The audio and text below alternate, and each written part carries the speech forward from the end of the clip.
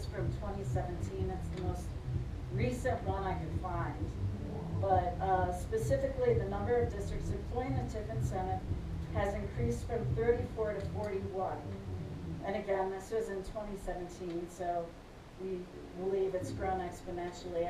We searched for current documentation but could not find any. The potential reduction in the local share from the TIF has grown from nearly 41 million to just over 59 million, while the increase in the state's obligation has grown from nearly 37 million to just over 52 million. That's the backfilling that the state has to do for the school districts when they give up money to TIFs. So it's an incentive for the school district, is that what you're saying?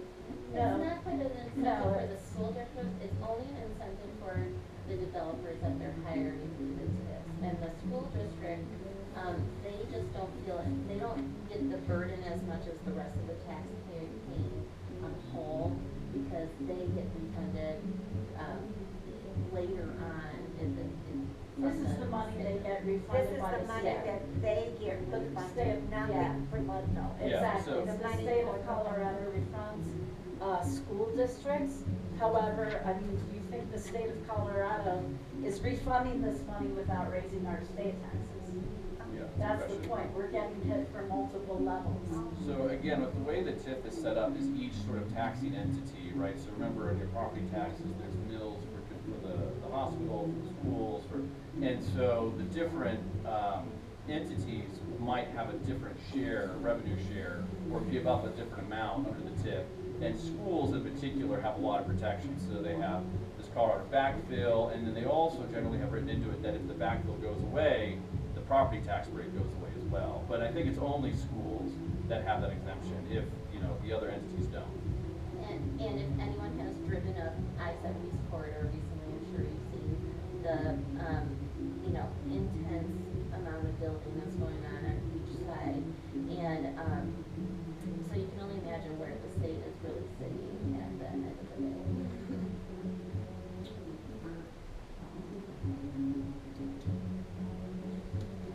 So TIF has become a finely honed dance that the requesters have learned to use the right words to exact as much money as possible from the cities or county. And again, as Patty had referenced previously, there is no effective determination whether the entity receiving the TIF really needs their tax grant. In fact, some of the wealthiest corporations in the country are receiving TIFs, including Microsoft, Wells Fargo, Walmart, here, Berkshire Hathaway, which is Warren Buffett's company. So again, the way to think about TIFs is it's a subsidy to developers. That's what it is. It's a subsidy from government entities to corporate developers.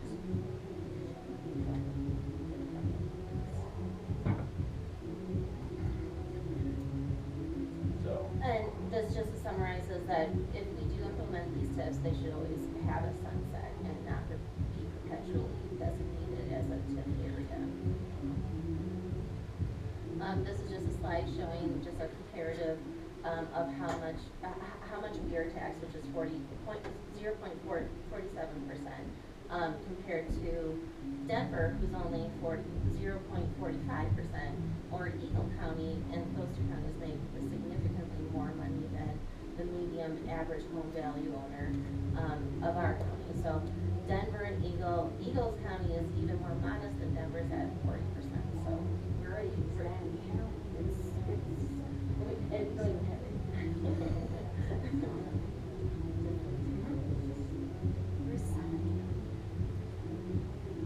So as we know, the previous financer for the 10-2 project has backed out Annenberger, taking $53,000 from us. And again, he decided to do that because with these TIFs, if he were not, because they didn't get all of the applications that he needed to justify his finances, and he knew then that if they didn't have the applicants, then the burden would be actually placed on him, and he wanted to avoid that, so he jumped ship. And then the commissioners agreed to solicit another financer who had less restrictions for funding, again, who ended up being Warren Buffett's corporation, Berkshire Hathaway, Oakwood Homes. So this is just a transcript from the county commissioners meeting, and this is Tim Bergman saying that they really don't know how these TIFs work. They don't really know what they're doing. No one in their departments is like an expert. So logic would dictate if you don't know what you're doing, stop. We are getting plagued by people who know there are no checks and balances to stop this from happening here unless you all wake up and say no. So again, this is a regressive tax scheme that will tax, low income earners out of their homes. This will not get us out of the housing crisis. It will in fact make it much worse.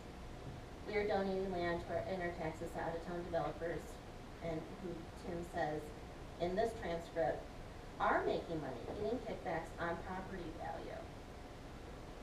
And the point is to raise, he also says in the transcript, the point is to raise our property taxes.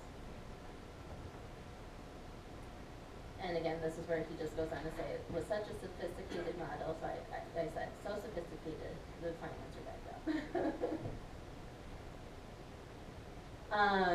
So we were asking if there was no option to stop the 10-2 project, and because they felt that they had gotten so far along in developing the water, sewer, and all the money, that it would be counterproductive and disrespectful to halt this project, which just really didn't make sense, because if you put all that development into the land becomes more valuable.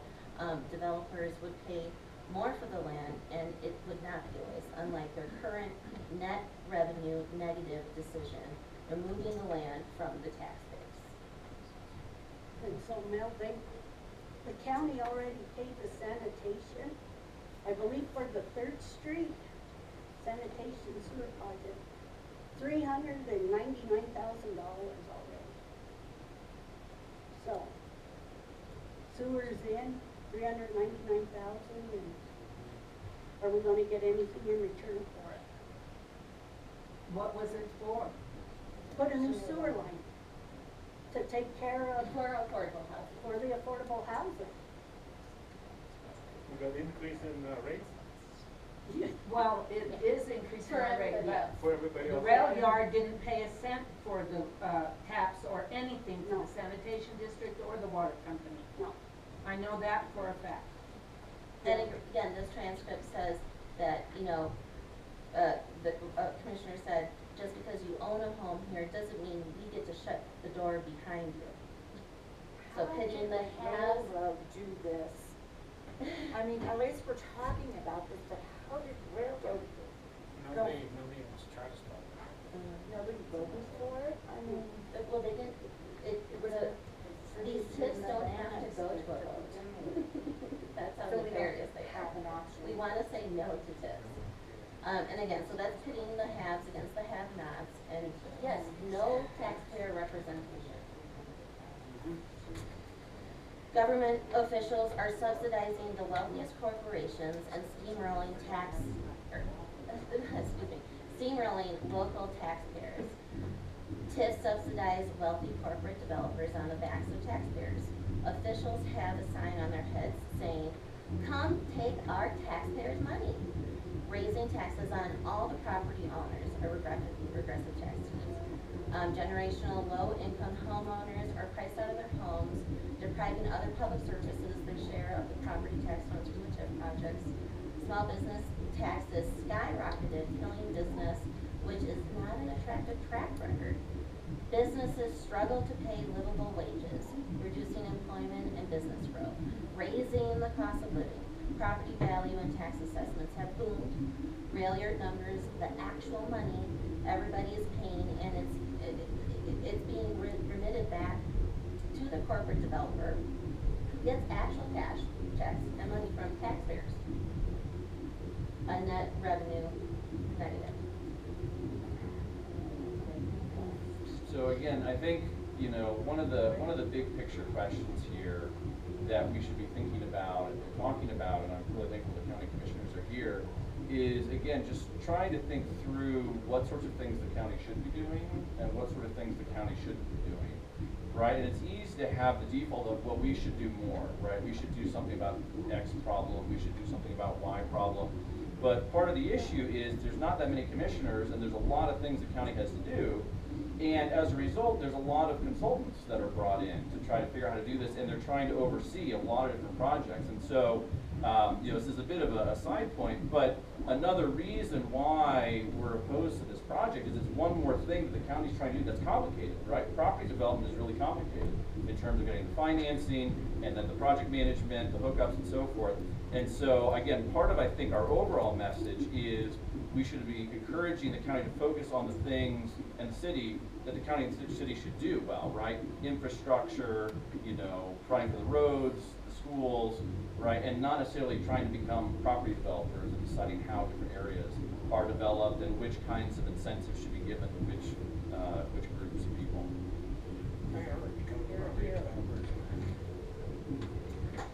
Commissioner Matt Bullock said it best, the county cannot build our way out of this housing crisis. This was intuitive because new builds should never have undersold the old decrepit homes unless the goal was a bubble. We need better strategies working with local banks to create new mortgage products so independent builders can organically grow their neighborhoods as needed, not planners. Willihan added, the property taxes have risen substantially in Lake County over the last few years. I know that Lake County residents are feeling like they're being priced out of their homes. It's becoming really hard for locals to compete with out-of-town buyers. So, again, it seems like it's an Ouroboros. They create the problem, this is the reaction, they create the solution, which becomes the problem.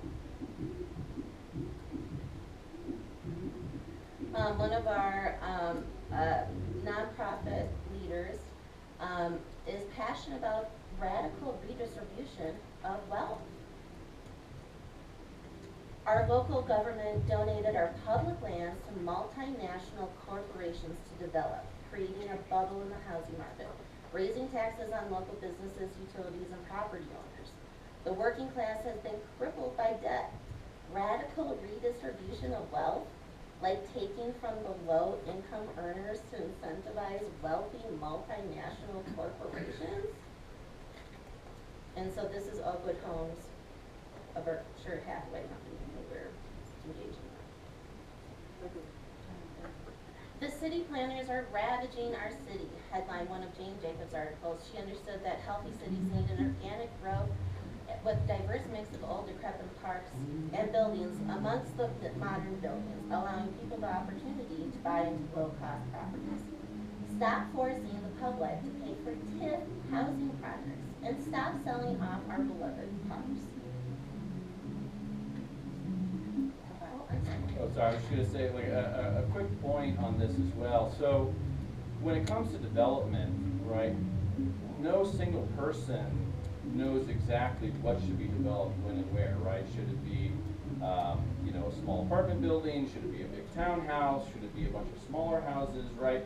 Nobody knows exactly how that development should play out. And so the way we solve this problem as a society is we allow people to buy and sell property and build things, and they make bets, they engage, they think, hey, I think a small apartment building would do really well here, or I think single family homes would do really well here.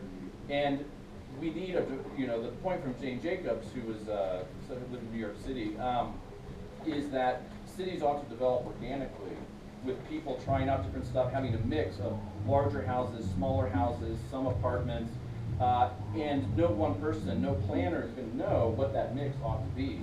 And so, again, what I would recommend for both city and county is let's be clear in our building codes, let's be clear in our permitting, let's be clear that we're not putting our thumbs on the scale to encourage some kinds of development or discourage other kinds of development. So that's, again, another concern here is that the way this big project is being set up is it's putting a really big thumb on developing a large part of town in a very particular way.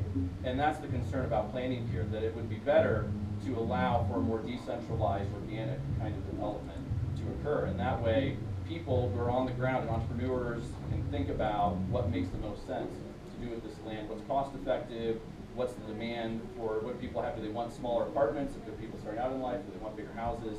And there's no single answer to that. There's going to be diversity and experimentation, and that's how healthy economies function. No.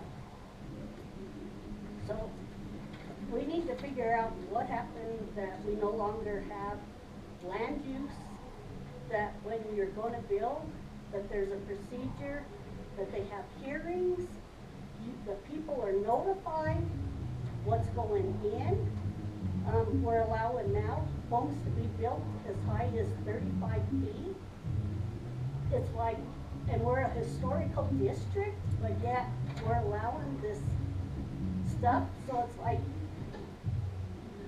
and had said in a public or work session that we aren't getting any more permits hardly, because everything's coming through as a developer. In order to save the land use department, I think they have a budget this year of $800 and some thousand.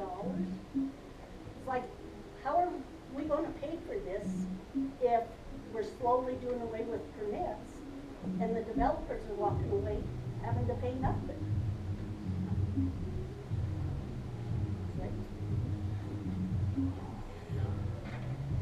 Okay, and another nonprofit director, also an emergent strategist creating a radical different future.